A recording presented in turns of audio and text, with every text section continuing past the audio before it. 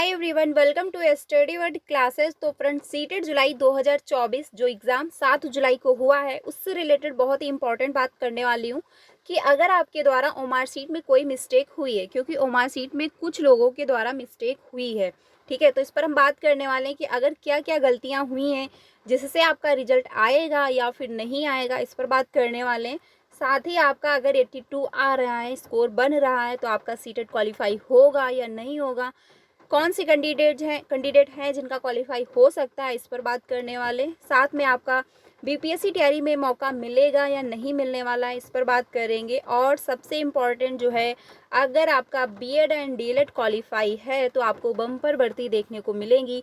तो कौन कौन सी जगह पर जो है भर्तियां आने वाली हैं, तो उस पर हम लोग बात करने वाले हैं।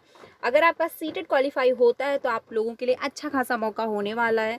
तो एक एक करके सारी इन्फॉर्मेशन हम लोग डिटेल में समझ लेते हैं। तो सबसे इम्पॉर्टेंट, अगर आपके द्वारा कोई मिस्टेक हुई है पेपर अटेंड करने में या फिर ओमार सीट फिल करने में, तो सबसे इम्पॉर्टेंट वीडियो है, तो इसको लास्ट तक ज़रूर देखिएगा।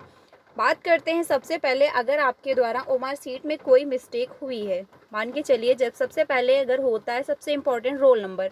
अगर आपके द्वारा रोल नंबर में कोई मिस्टेक हुई है, सपोज दैट जो डिजिट फिलअप करने होते हैं, जो खाने बने हुए होते हैं, अगर आपने उसमें गलत फिल कर दिया है, किसी भी कंडीशन में अगर आपने उसमें गलत फिल किया, तो क्या है, आपका रिजल्ट नहीं आएगा। लेकिन हाँ, अगर मान के चलिए यहाँ पे आपने सही फिल किया है डिजिट में, फिर आपने जो बबल्स हैं, बबल्स बनाने में आपने मिस्टेक कर दी, जैसे कि सपोज दैट यहाँ पर एक है या आपका 1 था और फिर आपने फिलअप जो बबल्स किया वो 2 कर दिया है। ठीक है, तो क्या है, उससे कोई प्रॉब्लम नहीं होगी, क्योंकि अगर वहाँ के टीचर के द्वारा अगर आपने वेरीफाई करवा लिया था तो आपका रिजल्ट आएगा। क्योंकि मेरा एक फ्रेंड था, उसमें यही प्रॉब्लम हुई थी, उसके द्वारा मिस्टेक हो गई थी बट उसका रिजल्ट आया हुआ है। ठीक है, तो अगर ऐसा कुछ हुआ है आपके साथ, आपने बबल्स में गलत फिल कर दिया है रोल नंबर में, तो कोई मिस्टेक, मतलब अगर वहाँ के टीचर की द्वारा साइन भी करवा लिया है तो भी आपका रिजल्ट आएगा। ठीक है, लेकिन हाँ, अगर आपने इस खाने में ही गलत फिल किया है तो प्रॉब्लम क्रिएट हो जाएगी। अब बात करते हैं, आई होप रोल नंबर से रिलेटेड डाउट क्लियर हो गया होगा। अब बात करते हैं सबसे इम्पॉर्टेंट, जैसे कि आपका पार्ट लैंग्वेज 2 में जो कोड होता है, अगर आपने वो गलत फिल कर दिया तो क्या है, आपका जो लैंग्वेज सेक्शन है वो सही से चेक नहीं हो पाएगा, क्योंकि आपने कोड गलत फिल किया। अब बात करते हैं लैंग्वेज 2 एंड लैंग्वेज फर्स्ट जो होती है, पार्ट चूज़ करने में बहुत लोगों के द्वारा मिस्टेक होती है, जो कि 60 नंबर का होता है, क्योंकि 30 नंबर का लैंग्वेज फर्स्ट और 30 नंबर का लैंग्वेज सेकंड होता है। अब अगर इसमें आपने गलत चूज़ किया, इसके पहले मैंने वीडियो बनाई थी कि कैसे लैंग्वेज फर्स्ट को चूज़ करना है, कैसे लैंग्वेज सेकंड को चूज़ करना है। अगर आपने वीडियो देखी होगी तो आपके द्वारा मिस्टेक नहीं हुई होगी। तो बात करते हैं सबसे, जब पार्ट 4 आता है तो पार्ट 4 में आपको एक लैंग्वेज चूज़ करनी होती है, लैंग्वेज फर्स्ट जो भी आपने ले रखी हो, हिंदी, इंग्लिश, संस्कृत।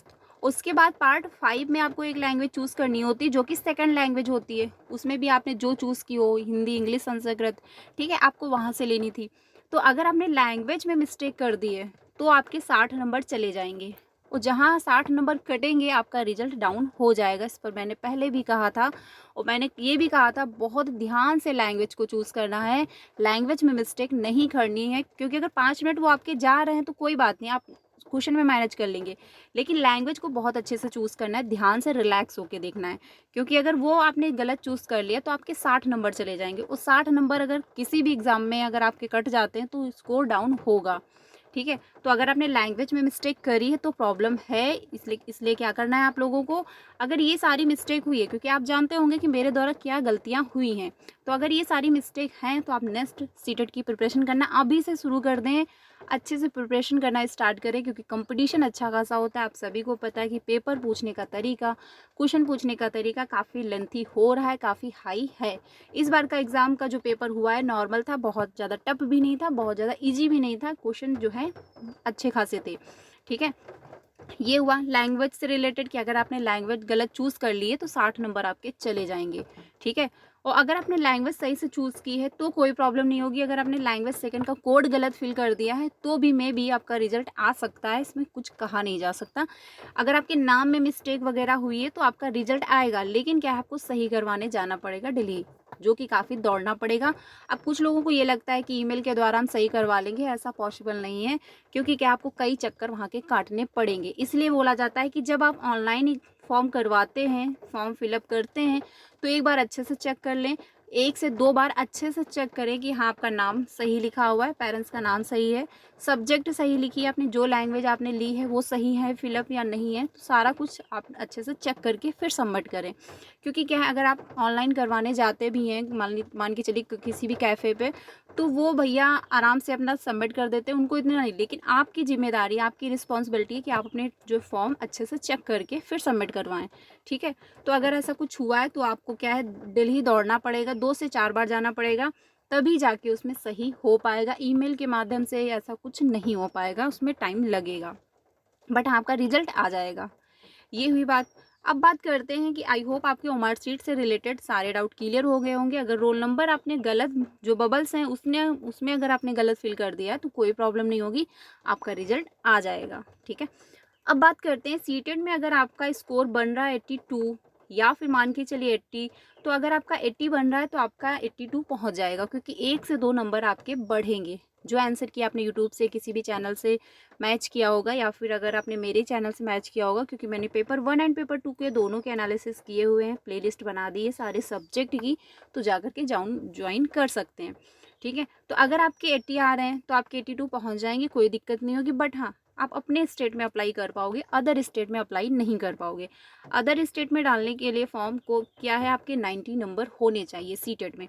क्योंकि अगर सपोज दैट आप मान के चलिए आप यूपी से हैं और अगर आपके 82 आ रहे हैं तो आप अपने स्टेट में अप्लाई कर पाएंगे। अदर स्टेट में डालने के लिए फॉर्म आपको क्या है, 90 नंबर होने चाहिए, आप किसी भी कैटेगरी से बिलोंग करते हो। तो टारगेट अपना, इसीलिए मैं पहले ही बोलती थी कि टारगेट अपना 110, 120, 130 प्लस रखिए, क्योंकि जब आप अपना टारगेट रखेंगे तभी जाके आपके 100 प्लस आ पाएंगे, आप बैलेंस में रहोगे। लेकिन अगर आपके 89 आ रहे हैं या फिर 88 आ रहे हैं तो क्या है, आप 90 क्रॉस कर जाओगे। लेकिन अगर आपके 85 आ रहे हैं तो आप इतना नहीं, मतलब आप 90 क्रॉस नहीं कर पाओगे, क्योंकि क्या है, 5 नंबर आपको नहीं बढ़ पाएंगे। बट हाँ, 1 से 2 नंबर आपके बढ़ेंगे, क्योंकि क्या है, थोड़ा बहुत कभी, मतलब आपने भी देखा होगा जब पेपर आप हल कर रहे होंगे या फिर आंसर की मैच कर रहे होंगे, तो उसमें क्या था, कभी कभी ये फील हो रहा था कि एक क्वेश्चन के 2 आंसर सही हैं। पेडागोजी में ये होता भी है। तो अब इस पे सीटेट क्या करेगा, सबको 1 नंबर या 2 नंबर वेटेज में दे देगा, तो इससे आपका स्कोर बढ़ेगा, घटेगा नहीं। तो टेंशन लेने की कोई ज़रूरत नहीं है। बाकी अगर आपके 82 आ रहे हैं, अगर आप ओबीसी से हैं तो आप क्वालिफाई हैं। अगर आप SC ST से हैं तो अगर आपके 75 आ रहे हैं तो भी आप क्वालिफाई हैं, बट अदर स्टेट में अप्लाई नहीं कर पाएंगे। अगर आप जनरल में हैं, अगर आपके 90 नंबर हैं तो क्या है, आप अदर स्टेट में भी अप्लाई कर पाएंगे, अपने स्टेट में भी आप क्वालिफाई होंगे। मेल की मैं बात कर रही हूँ। फीमेल में क्या है, आपको आरक्षण मिल जाता है, लेकिन अदर स्टेट में अप्लाई करने के लिए आपको आरक्षण नहीं मिलेगा, क्योंकि अदर स्टेट में आप अप्लाई करते हैं तो वहाँ आरक्षण नहीं दिया जाता। जैसे कि बिहार में क्या हुआ, TRE 1 एंड TRE 2 में बहुत सारे कैंडिडेट को सिलेक्शन दे दिया गया, क्योंकि उसमें आरक्षण का जो है अच्छे से चेक नहीं किया गया। लेकिन जब हाई कोर्ट की तरफ से आदेश आया तो बहुत सारे कैंडिडेट TRE 1 एंड TRE 2 के बाहर किए गए। रीजन क्या था, उनके सीटेड में 90 नंबर नहीं थे। ठीक है, इस वजह से बहुत सारे कैंडिडेट हजारों में बाहर हुए हैं। तो ये मिस्टेक नहीं करनी है। अगर आप जनरल में हो अपने स्टेट में तो आपके 90 नंबर हैं, आप सेफ हो। लेकिन अगर आप अदर स्टेट में अप्लाई करते हो तो आपको आरक्षण का नाम लाभ नहीं मिलेगा। आप किसी भी कैटेगरी से बिलोंग करते हो, आपको क्या है, 90 नंबर होने चाहिए। ठीक है, बट हाँ, अगर अपने स्टेट में हो तो अगर आप फीमेल हो, जनरल में हो, तो आपको आरक्षण का लाभ मिल जाएगा। अगर आप OBC में हो तो भी आपको आरक्षण का लाभ मिलता है। तो अगर आपके 82 हैं, अपने स्टेट में आप अप्लाई कर सकते हो। ST ST में हो तो भी आप अपने स्टेट में अप्लाई कर लोगे, अगर आपके 75 हैं। ठीक है, लेकिन अदर स्टेट में अप्लाई करने के लिए आपको 90 नंबर होने चाहिए। तो यही रहता है टारगेट सीटेट का कि 90 प्लस आएँ, क्योंकि आप अदर स्टेट में भी अप्लाई कर पाएँ। क्योंकि सीटेट का यही एक बेनिफिट है, अगर आप क्वालिफाई कर लेते हैं तो आप किसी भी स्टेट में अप्लाई कर पाएंगे। ठीक है, तो ये डाउट क्लियर होगा। आपके अगर 89 आ रहे हैं या फिर आपके 88 आ रहे हैं तो भी आप 90 क्रॉस कर जाओगे, कोई दिक्कत नहीं होगी। अब बात करते हैं BPSC में आपको मौका मिलेगा या फिर नहीं मिलेगा। तो BPSC जो है, BPSC TRE 4 जो आने वाला है आपको, उसमें मौका मिलेगा आपको, क्योंकि आपका रिजल्ट बहुत ही जल्दी देखने को मिलेगा। 20 से 25 जुलाई तक आपका फाइनल आंसर की आ जाएगी, फिर चैलेंज करने का आपको टाइम दिया जाएगा, फिर उसके 20 दिन बाद आपको रिजल्ट देखने को मिल जाएगा। तो जल्दी आपको रिजल्ट भी देखने को मिलेगा। और TRE 4 इसमें क्या है, डिले होगा। रीज़न ये है कि क्योंकि हाई कोर्ट की तरफ से जो आरक्षण का मामला है वो अभी सॉल्व नहीं हुआ है, वो क्या गया है, सुप्रीम कोर्ट गया हुआ है। तो सुप्रीम कोर्ट से जो निर्णय लिया जाएगा उसके आधार पर आपका रिजल्ट बनाया जाएगा। तो रिजल्ट बनाने में TRE 3 का टाइम लगेगा। तो जब तक TRE 3 का रिजल्ट नहीं आएगा, काउंसलिंग नहीं होगी, तभी जाके आपका जो है, तब तक आपका TRE 4 नहीं आएगा, क्योंकि उसी के अकॉर्डिंग आपका TRE 4 में वैकेंसी आपको देखने को मिलेंगी। जितनी जो है TRE 3 में बचेंगी प्लस जितने डाटा बचा होगा सरकार के पास, उस हिसाब से आपके पास वैकेंसी आपको देखने को मिलेंगी। तो TRE 4 तभी आएगा जब TRE 3 की काउंसलिंग वगैरह हो चुकी होगी, टीचर जॉब करना स्टार्ट कर चुके होंगे, तभी जाके आपका TRE 4 देखने को मिलेगा। ठीक है, तो TRE 4 डिले होगा। तो जितने भी सीटेड वाले कैंडिडेट हैं इनको मौका मिलेगा, साथ में एस्टेड वालों को भी मौका दिया जाएगा। अब बात करते हैं, अगर आपका BEd एंड DLED क्वालिफाई है तो क्या आपके लिए कोई अपॉर्चुनिटी है? तो DLED एंड BEd अगर आपका क्वालिफाई है तो आपको अच्छी खासी वैकेंसी देखने को मिलेंगी, अगर साथ में आपका सीटेड क्वालिफाई है। क्योंकि सीटेड अगर आपका क्वालिफाई है तो आप कहीं भी अप्लाई कर लोगे, जैसे कि BPSC में आपको बम्पर भर्ती देखने को मिलेंगी, KVS में आने वाली है, नवोदय विद्यालय में आने वाली, DSSSB में PRT की नहीं बट TGT PGT के फॉर्म फिलअप किए जा चुके हैं, और जल्दी आपको DSSSB में PRT की भी वैकेंसी देखने को मिलेंगी। तो अच्छी खासी आपके पास अवसर है, काफ़ी मतलब अदर स्टेट में अप्लाई करने के लिए। अगर आप यूपी के हैं, यूपी में भी बात चल रही है कि जल्दी आपको एक सुपर टेट देखने को मिलेगा। तो अगर सुपर टेट आता है तो बहुत ही अच्छी बात है, लेकिन उसके पहले आपको एक यूपी टेट देखने को भी मिलेगा। ठीक है, तो अगर आपका CTET पेपर 1 क्वालिफाई है और पेपर 2 क्वालिफाई है, साथ में आपका DLED क्वालिफाई है, तो आप 1 to 5 में, 6 to 8 में अप्लाई कर पाएंगे। और साथ में अगर आपका BEd क्वालिफाई है, CTET पेपर 2 क्वालिफाई है, तो आप क्या है, TGT PGT के लिए अप्लाई कर पाएंगे, साथ में 6 to 8 में भी अप्लाई कर पाएंगे। ठीक है, तो ये इंपॉर्टेंट है। अगर आपका BEd एंड DLED क्वालिफाई है, साथ में CTET क्वालिफाई है, तो आपको काफ़ी जो है मौके मिल रहे हैं, काफ़ी अच्छे खासे जो है मौके मिलेंगे।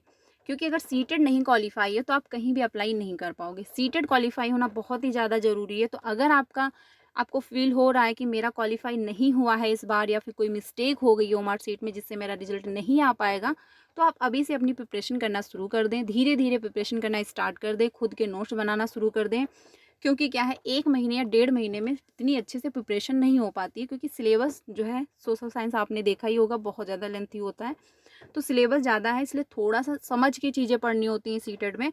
तो आप सडनली 1 महीने या 1.5 महीने में क्वालिफाई नहीं कर पाएंगे, प्रॉब्लम क्रिएट होगी, क्योंकि एग्ज़ाम का प्रेशर भी रहता है। तो इसलिए पहले से प्रिपरेशन धीरे धीरे करना स्टार्ट कर दें। हम लोग जल्दी सीटेड की क्लासेस फिर से कंटिन्यू करने वाले हैं। तो अगर आप सीटेड की प्रिपरेशन करना चाहते हैं तो मेरे साथ ज्वाइन हो सकते हैं। हम लोग पेपर 1 एंड पेपर 2 दोनों कंप्लीट करेंगे। इसके पहले भी मैंने दोनों क्लासेस जो है अटेंड करवाई थी, इस बार भी हम दोनों पेपर की प्रिपरेशन करने वाले हैं। तो आप लोग मेरे साथ ज्वाइन हो सकते हैं। बाकी अगर कोई डाउट है तो आप लोग कमेंट में पूछिएगा। मिलते हैं नेक्स्ट वीडियो में। वीडियो अच्छी लगी तो लाइक करिएगा, चैनल पर पहली बार आए हो तो सब्सक्राइब कर लीजिएगा, क्योंकि टीचिंग से रिलेटेड आपको सारी अपडेट टाइम से मिलती है। एंड आपको paper seated paper 1 and paper 2 दोनों की प्रिपरेशन करवाई जाती है। BPSC हम लोग GK GS कंप्लीट कर रहे हैं, 2 बजे की क्लास में प्रीवियस के क्वेश्चन की कंप्लीट कर रहे हैं। तो आप लोग मेरे साथ ज्वाइन हो सकते हैं। मिलते हैं नेक्स्ट वीडियो में। Thank you.